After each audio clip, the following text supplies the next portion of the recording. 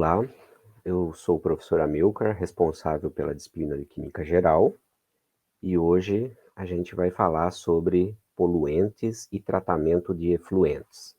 O equilíbrio nos ecossistemas. Então, o que vem a ser o equilíbrio? É o equilíbrio entre os fatores bióticos e abióticos. Então, quando se perde essa relação de equilíbrio entre seres vivos e o ambiente que os cerca, todo o ecossistema vai sofrer consequências, né? Então, uma pequena alteração nos fatores do tipo abióticos, que pode ameaçar a vida dos seres que se encontram naquele tipo de meio, né? Então, os impactos ambientais causados pelo ser humano, eles são as principais ameaças aos ecossistemas do planeta.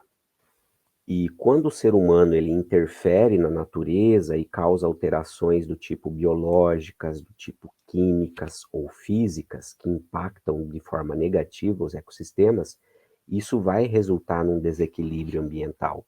Então, o desequilíbrio ambiental é causado através dessas modificações biológicas, químicas ou físicas, né, no ecossistema. Então, aqui a gente pode observar uma imagem de um descarte de algum efluente para um rio, por exemplo. Dependendo do que foi descartado aqui, você vai alterar essa biota nesse sistema aquático aqui. Se está sendo descartado algum contaminante, isso vai alterar a vida daquele sistema. Aqui uma outra pessoa descartando, por exemplo, uma embalagem, pode ser uma embalagem plástica, por exemplo. Naturalmente, isso daqui vai impactar o ambiente aquático. Aqui um outro exemplo, essa imagem mostrando um tambor que deve ter uma substância tóxica com vazamento, então uma contaminação do solo, por exemplo. Aqui você tem uma indústria de transformação e isso está produzindo algum produto e, naturalmente, os gases da própria indústria estão sendo liberados para o meio ambiente. Dependendo do que tem nesse gás aqui, você vai causar uma alteração no ar. A mesma coisa aqui no automóvel. O combustível que está sendo queimado através do motor a combustão aqui está liberando gases e esses gases aqui estão indo para o meio ambiente e, naturalmente, eles vão causar algum desequilíbrio ambiental. Então, quais são as causas desse desequilíbrio ambiental? A emissão de gases do efeito estufa, né? Principalmente a queima de combustíveis fósseis, o despejo de metais pesados e agrotóxicos no ecossistema, o desmatamento e a extração ilegal de madeira, né? O próprio vazamento de petróleo em alto mar e o descarte de forma inadequada de resíduos vai causar um desequilíbrio ambiental. Como vocês podem observar, os automóveis eles já estão sendo convertidos para uma outra forma de produção de energia. Então, não é mais a queima de combustíveis fósseis, são os carros elétricos, por exemplo. Então, eles utilizam baterias, essas baterias vão gerar energia, vão armazenar energia e vão fazer o movimento do automóvel. E, consequentemente, não vai ter a queima do combustível. Então, isso vai reduzir os gases que vão causar dano ao meio ambiente. Os metais pesados, principalmente na mineração, que são lançados no meio ambiente. Os agrotóxicos, por exemplo. A agricultura necessita desses compostos químicos para controlar as pragas, por exemplo. E isso, se jogado de forma inadequada, vai para o corpo de água e essa água vai contaminar o lençol freático e assim por diante, vai chegar até a nós. Ou o próprio alimento que a gente vai adquirir lá no supermercado, se tiver agrotóxico, ou que naturalmente vai ter, pode nos contaminar também, né? Então, tem uma série de causas para o desequilíbrio ambiental. E através da industrialização, o desequilíbrio ambiental ficou muito mais acentuado, né? Então aqui a gente tem um exemplo de uma indústria de transformação, através da revolução industrial que aconteceu no século XVIII, os métodos de produção eles se tornaram muito mais eficientes, né? As mercadorias, elas se tornaram muito mais baratas do que antigamente, de forma manual. Isso gerou um estímulo ao consumo e, naturalmente, um crescimento desordenado. Esse crescimento desordenado, ele gerou muitas consequências para o meio ambiente, né? Ou seja, a indústria que vai produzir os gases, os rejeitos que vão contaminar o meio ambiente e também o uso inconsequente dos recursos naturais vai fazer alguma alteração, vai causar algum desequilíbrio. Vamos supor que você tenha uma floresta, você vai lá, corta a madeira e vai transformar tudo aquilo em móveis ou casas, etc. Isso vai causar um impacto ambiental, então, naturalmente, isso causa um desequilíbrio. A poluição ambiental. O que vem a ser a poluição ambiental? A poluição ambiental é qualquer ação humana que causa o desequilíbrio de um ecossistema. Então, qualquer desequilíbrio que está sendo causado no ecossistema é uma poluição ambiental. E ela pode ser uma poluição da água, como a gente viu lá no slide anterior, o despejo de substâncias inadequadas, a poluição do solo, quando tem uma substância extremamente tóxica, ela pode causar um desequilíbrio ambiental, ou a própria poluição atmosférica, isso lançado, os gases de efeito estufa sendo lançados pelas indústrias ou pela queima do combustível fóssil nos automóveis, por exemplo, né? O efeito estufa, ele é um efeito natural. Então, a gente não deveria considerar que o efeito estufa é algo ruim para os seres humanos, porque se não tivesse esses gases na atmosfera, a gente iria congelar. Então, o que acontece aqui? Ó? Você tem nessa região, na atmosfera, gases, gás carbônico, moléculas de água, gás metano e alguns outros gases, que quando os raios do Sol passam por eles, incidem sobre a superfície da Terra, ela vai refletir esses raios do tipo infravermelhos. Os raios ultravioletas, teoricamente, vão ser absorvidos pela camada de ozônio e essas moléculas têm a capacidade de absorver os raios infravermelhos, então eles vão ficar condicionados aqui nessa camada. E isso vai gerar um aquecimento aqui na superfície da Terra. Então, quando a quantidade desses gases está de forma adequada, a temperatura da Terra, ela se mantém em média em 15 graus Celsius. Isso estou falando em média, não estou falando num estado X, num estado Y, numa determinada época do ano. Estou falando de uma média geral. Só que quando a quantidade desses gases aqui é muito maior, eles vão reter muito mais calor aqui. Então, naturalmente, a temperatura da superfície da Terra vai aumentar muito mais do que deveria.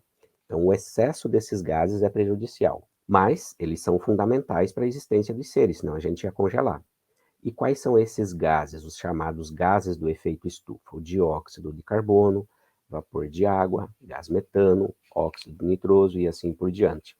Eles são os responsáveis pelo aumento da temperatura da Terra. Quanto maior a quantidade deles, mais a temperatura vai se elevando.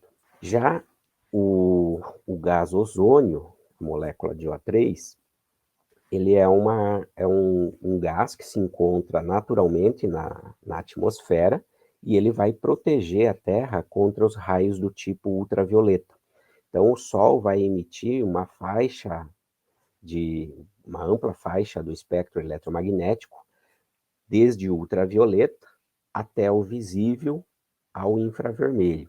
O infravermelho é o que aquece, o visível é o que a gente vai enxergar. O ultravioleta, você não enxerga ele. Teoricamente, ele fica retido na camada de ozônio. Só que, através das emissões de gases que destroem a camada de ozônio, como os CFCs, clorofluorcarbonos, essa camada ela foi destruída ao longo dos anos no processo de industrialização.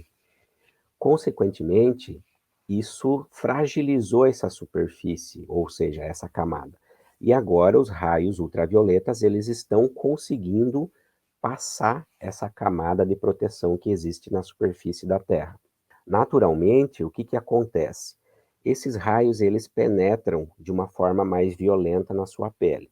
Então, quando eles entram em contato com a sua pele, eles vão causar quebras de ligações muito mais intensas, a ponto de quebrar ligações das moléculas de DNA, por exemplo.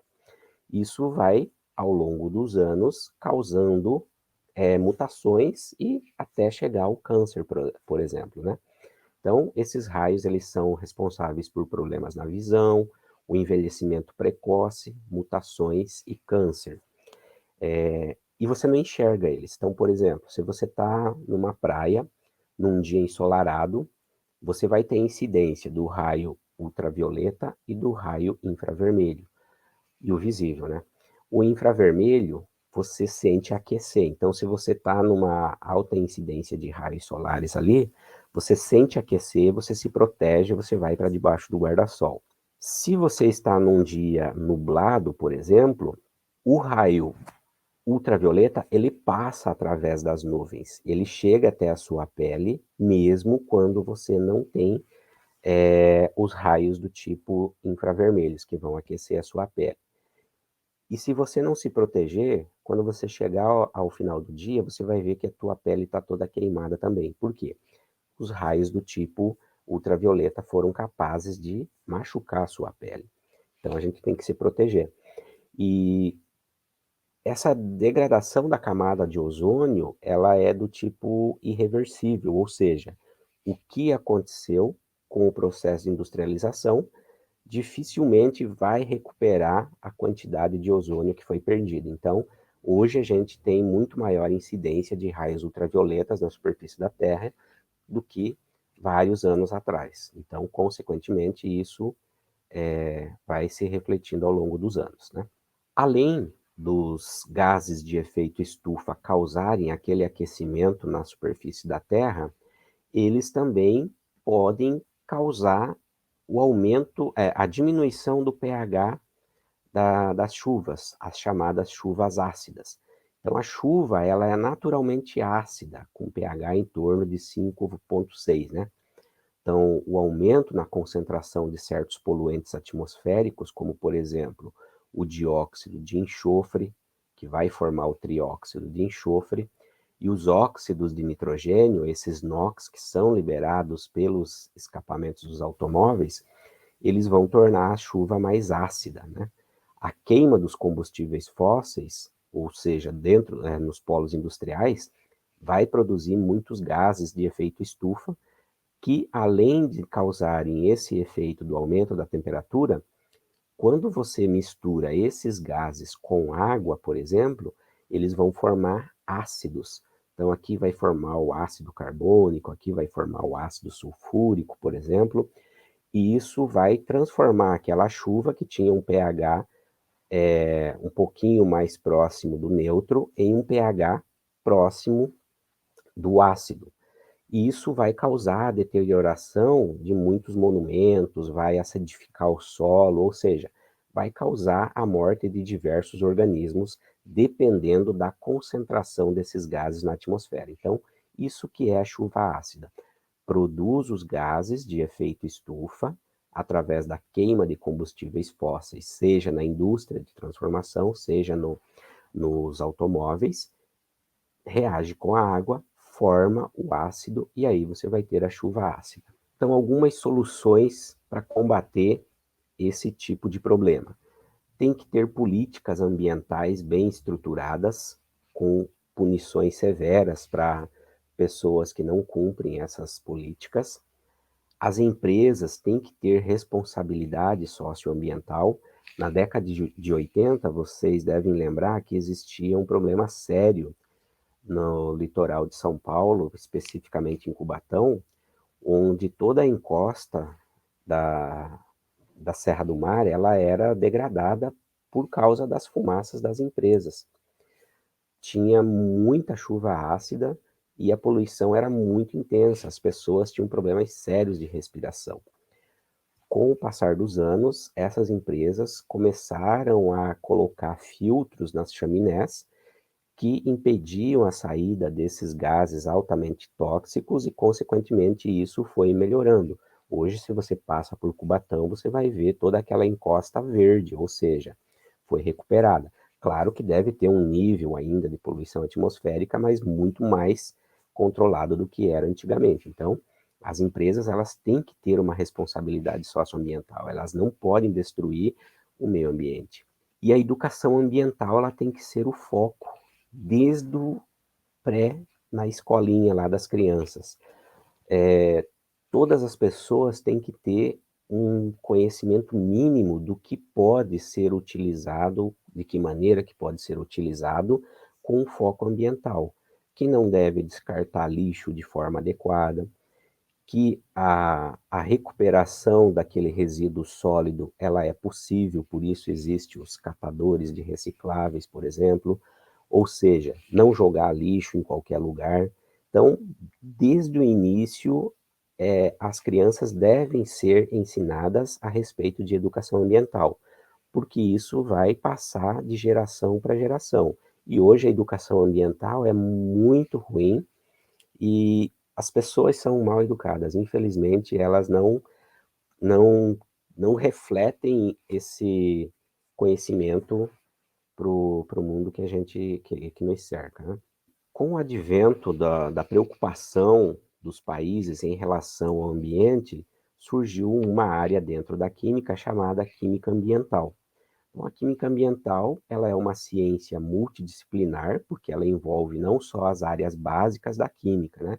Então, ela estuda os processos químicos que ocorrem no meio ambiente.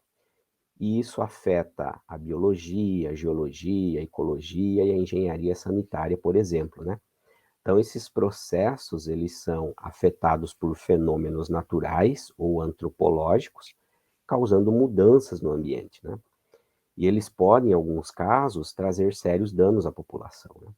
Então, atualmente, há uma grande preocupação em se entender a química do meio ambiente, com o objetivo de melhorar a qualidade de vida em nosso planeta.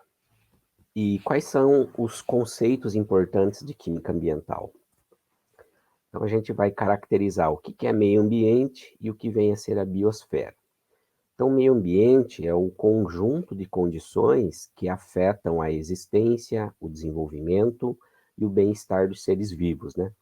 Então, não se trata apenas de um lugar no espaço, mas de todas as condições físicas, químicas e biológicas que favorecem ou desfavorecem o desenvolvimento, né?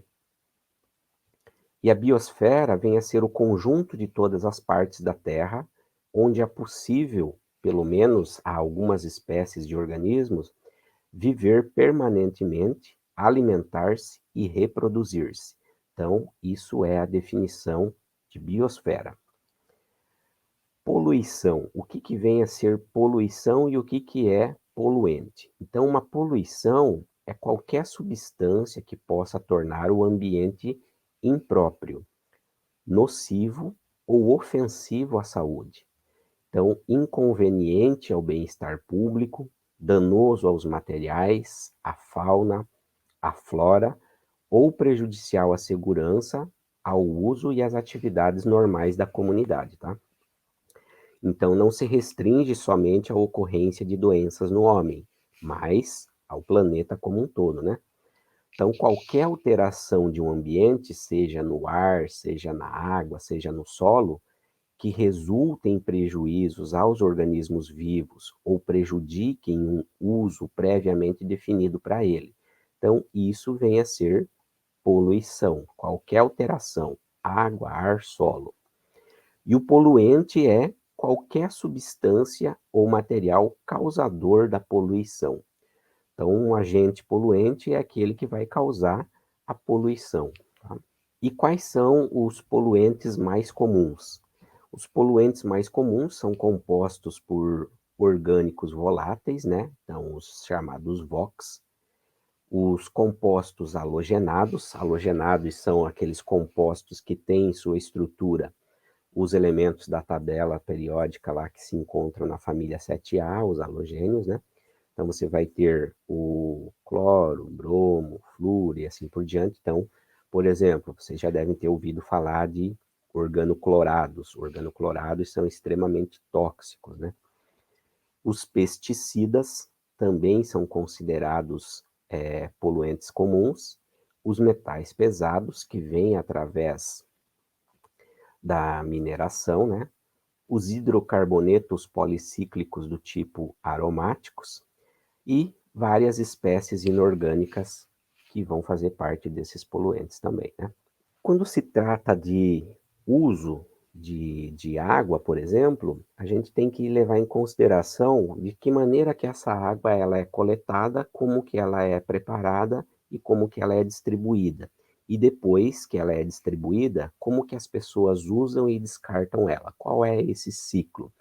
Então, as estações de tratamento de água, elas são compostas por uma parte que vai fazer a captação, então aqui a gente vai ter uma represa, e esta represa ela vai ser captada essa água através de um bombeamento. Esse bombeamento ele vai levar essa água até um outro setor que vai fazer o processo de limpeza. Então é adicionado sulfato de alumínio e outras substâncias. Então, qual que é a função do sulfato de alumínio? O sulfato de alumínio, quando colocado num pH um pouquinho básico, ele forma o hidróxido de alumínio. Esse hidróxido de alumínio, ele é uma base fraca, mas forma flóculos, ele coagula, né? Então forma uma espécie de um gel, né? O que vai acontecer? Então imagine que você tem aqui sujeira num sistema. Então, a sujeira está aqui. Aqui você tem o sulfato de alumínio. Quando ele se junta o alumínio em pH básico, ele vai formar o hidróxido, ele forma uma espécie de gelatinose. Então, a gordura que está aqui no meio, ela foi capturada, a sujeira, formou a sujeira, e ele vai precipitar. Quando precipita, ele vai deixar aquela água que estava turva, ou que estava com sujeira, com micro-organismos, alguns vão ser arrastados, ele precipita e vai deixar aquela água limpa. É o mesmo que acontece na piscina, quando o piscineiro vai tratar. Ele vem, corrige o pH, deixa o pH um pouquinho básico, joga o sulfato de alumínio, deixa por um tempo, a sujeira vai decantar, vai para o fundo, formando flóculos, e na superfície ali vai formar água límpida, né? Então, esse é o processo inicial. Então, a água, antes de ir para o tratamento, ela vai sofrer, depois de captada, a coagulação, né? Depois ela vai flocular, aí ela vai decantar, vai para o fundo, né? Aí ela vem para a parte de filtração. Então, aqui tem areia em uma grande quantidade, e essa areia ela vai reter partículas sólidas que porventura não foram precipitadas aqui. Então, ela vai filtrar essa água, tirando toda e qualquer impureza, e depois ela vem para a parte de desinfecção. Utiliza o cloro para fazer o processo de desinfecção. Esse cloro, depois, ele destrói os micro-organismos patogênicos e, naturalmente, você coloca também o flúor. O flúor, nesse processo aqui, tem a finalidade de diminuir a incidência de cáries nas pessoas. Então, essa é a função do flúor, mas o processo de desinfecção ocorre através do cloro. Vai para o reservatório, aí para o setor de distribuição, e aí você vai ter a rede de distribuição. A água vai chegar tratada nas cidades, por exemplo, né? Então, o que acontece depois que você recebe essa água? Então, a água vem para o abastecimento doméstico, né? Água potável, você utiliza ela ou na pia, ou no banheiro, ou bebe ela, e aí gera o esgoto doméstico. Na indústria, o que acontece? Você vai ter a água para o consumo industrial, geralmente para fazer o resfriamento de caldeiras ou a transformação dos produtos. Isso vai gerar impurezas devido ao uso, e aí você vai descartar elas, e esses são chamados os efluentes industriais. Então, em casa você vai ter o esgoto doméstico, e na indústria os efluentes industriais. E quais são os principais constituintes dos esgotos domésticos, por exemplo? 99,9% é constituído por água, 0,1% por sólidos. Você vai ter os sólidos suspensos, os sólidos dissolvidos, a matéria orgânica, nutrientes como fósforo e potássio, fósforo e nitrogênio, organismos patogênicos como vírus, bactérias, protozoários, eumintos e assim por diante. E tudo isso daqui se constitui o lodo. E a gente não pode descartar esse esgoto de forma inadequada. Então, a gente precisa tratar esse esgoto. A gente tem que tratar esse esgoto para que não cause uma contaminação ambiental. Se você descarta ele para a rua, aquilo ali vai causar mau cheiro, vai contaminar o solo com micro-organismos. Se tiver água no lençol freático, pode contaminar a água e assim por diante, né?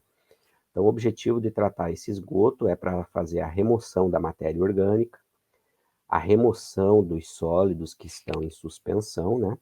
A remoção dos organismos patogênicos e a remoção de nutrientes. Tá? Então, esse é o objetivo de tratar o esgoto. E as águas, elas são classificadas em 3 tipos, como sendo água doce, água salina e água salobra. E ainda nas classes 1 até 8. A água para abastecimento doméstico, ela pode ser classificada como água doce, das classes especial até a 3. Água para navegação, por exemplo, é a água doce, classe 4, classe doce, nível 4, por exemplo, salina, nível 6, salobra, nível 8, e usos menos exigentes da água são classificadas, por exemplo, aqui ó, como classe 4, as doces. Então, lavar calçada, etc., você não precisa ter uma água extremamente tratada. Por isso é um desperdício usar água tratada para lavar calçada, né? Bom, então essas são as classificações segundo a CONAMA. E para você fazer o descarte dessa água depois, ou desse esgoto, depois que você fizer um pré-tratamento nele, ele tem que ter um certo nível de diminuição de toxicidade. Então, você vai ter um corpo d'água, você faz o lançamento em água corrente e ele vai ser depurado pelos processos naturais do rio. E de acordo com a resolução CONAMA, também existe uma classificação para os padrões de balneabilidade. Então, é muito comum quando você vai nas praias, você ter bandeirinhas das empresas que controlam a qualidade das águas, dizendo se aquela praia está própria para banho, está imprópria, de acordo com a quantidade de micro-organismos.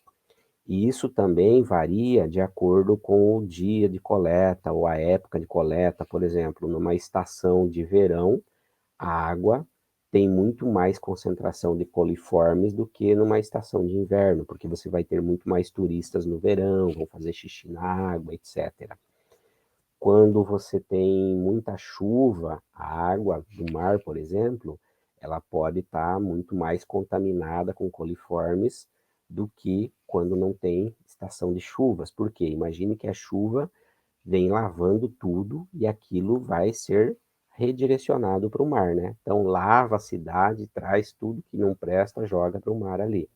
Então, estações mais secas, a tendência é que você tenha menor quantidade de micro-organismos. Então, a água é classificada como própria ou como imprópria. É importante sempre consultar, quando você vai frequentar uma praia, no site dos órgãos ambientais, qual praia está própria e qual está imprópria. E esse tipo de controle, ele é feito de forma mensal, porque a concentração dos micro-organismos varia com várias variáveis, né? Então é importante observar isso.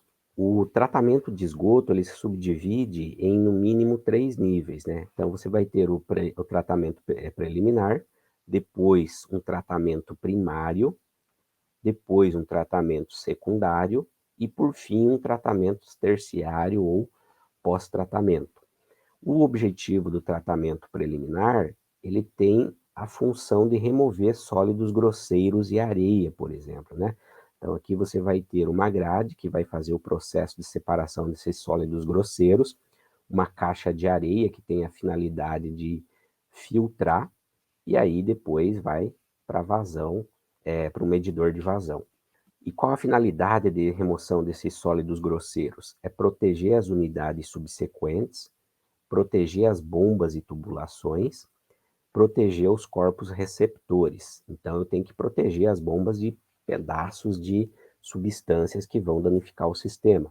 E a finalidade de remoção da areia é que evite a abrasão nas bombas e tubulações. Então, não posso transportar água com areia circulando, então tem que reter ela, né? E vai evitar também obstrução em tubulações e facilitar o transporte do líquido, né? E o tratamento primário, ele tem o objetivo de remoção de sólidos em suspensão que vão ser sedimentáveis, ou seja, os materiais flutuantes, que são os óleos e graxas, eles vão precipitar e vão formar o lodo, né? Então, esse lodo vai ser formado e aí você vai ter um fluido mais livre dessas substâncias. O tratamento secundário, ele tem uma função de remover substâncias que não conseguiram ser removidas pelo tratamento primário. Então, o objetivo dele é remover a matéria orgânica dissolvida e a matéria orgânica em suspensão. Então, nesse caso aqui, você vai ter a ajuda da ação das bactérias. Então, a matéria orgânica, quando na presença de algumas bactérias, você vai produzir gás carbônico, água e as bactérias, né? Mais bactérias. Ou seja, veja o que aconteceu com a matéria orgânica. Ela se transformou em CO2 e água. Então, você destruiu aquela matéria orgânica. Aqui eu deixei um link, vocês depois podem copiar ou digitar esse link no seu computador e assistir um vídeo que vai te trazer informações a respeito desse processo mais especificamente, né? E o pós-tratamento, ele tem o objetivo de fazer a remoção dos poluentes específicos ou a remoção complementar, por exemplo, poluentes que não foram removidos no tratamento secundário. Nesse caso, organismos patogênicos, nutrientes ou mesmo contaminantes orgânicos. E a remoção desses contaminantes emergentes e patógenos, ele se dá através de um tratamento terciário ou um polimento. Então, os processos biológicos, eles vão remover apenas os biodegradáveis, e não os compostos químicos emergentes e patógenos, como, por exemplo, fármacos, conservantes químicos, hormônios, pesticidas. Então, imagine que você tem uma lavoura perto de um rio onde ocorre captação de água para o consumo. O agricultor aplica o pesticida, esse pesticida vai, através da chuva, percolar no solo, ser arrastado para o rio vai captar aquela água, acaba que vem para a estação de tratamento de água, a estação de tratamento de água não consegue destruir aquele pesticida, porque não é adaptada para isso, vai para a sua torneira e você vai consumir aquele pesticida. Então, você precisa de uma tecnologia melhorada para que consiga destruir esse tipo de substância. Então, a gente chama isso de tecnologias avançadas. E o estudo dessas tecnologias, que são os chamados processos oxidativos avançados para um pós-tratamento, ele vem crescendo ao longo dos anos. Então, veja que no ano 2000, por exemplo, a gente observava 1.000 artigos publicados na base do Google Scholar, e 2018, por exemplo, a gente observa 7.000 publicados durante aquele ano. Então, cresceu vertiginosamente o interesse da comunidade científica em estudar os processos avançados de oxidação. E qual é o objetivo desses processos? É a remoção de contaminantes emergentes ou a destruição de patógenos, né? Você pode utilizar a ozonização, pode utilizar radiação ultravioleta, pode utilizar radiação ultravioleta com peróxido de hidrogênio, pode utilizar reações do tipo Fenton e suas variações, que é uma mistura de ferro com peróxido de hidrogênio, ou o fotofenton, que é o fenton com radiação ultravioleta. Pode utilizar também nanocatalisadores, exemplo aqui o dióxido de titânio e suas variações, e todos têm o objetivo de gerar este radical aqui, o radical hidroxila. Este radical ele é altamente oxidante e ele vai conseguir destruir os contaminantes emergentes que as estações de tratamento de água e de esgoto não conseguem pelos seus tratamentos convencionais. E isso vai trazer uma melhor qualidade. Só que são processos muito caros, então eu acho que ainda vai demorar muito tempo para que isso seja implementado. E, enquanto isso, a gente vai tomando água com pesticida, restos de medicamento e assim por diante.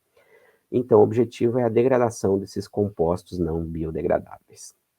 E com isso, a gente finaliza a parte de poluentes e tratamento de efluentes. E aqui as referências utilizadas para a montagem dessa aula. Até a próxima.